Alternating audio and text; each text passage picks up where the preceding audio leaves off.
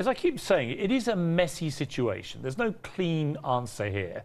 And people have been rushing to criticize President Obama. I've been one of them who's been pretty unimpressed by the way he appears to have handled this. Are we being unfair? I think it's premature.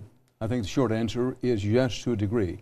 But this is the reality of the second decade of the 21st century and a 24-hour news clock and constant around coverage. There was a time when presidents had more time to make decisions.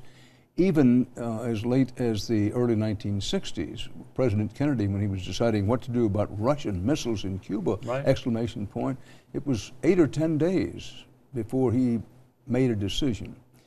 But, you know, this is a time, I think, for whatever it may be worth, that Americans need to be alert, studying the situation, and steady as we go. We know this, whatever your party or ideological political slant, that in President Obama and in Secretary of State Kerry, we have two very smart, very experienced, in Kerry's case, somebody who has seen the savagery of war up close, yeah. and two men who hate war, don't want to go to war.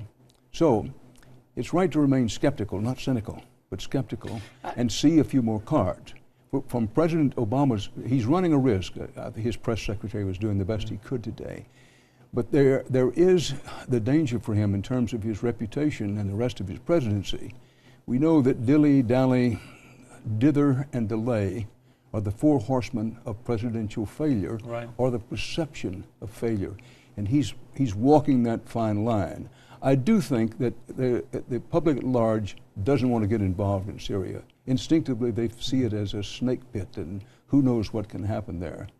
On the other hand, the power of the presidency is the power to persuade, and President Obama can still persuade public opinion, but it's going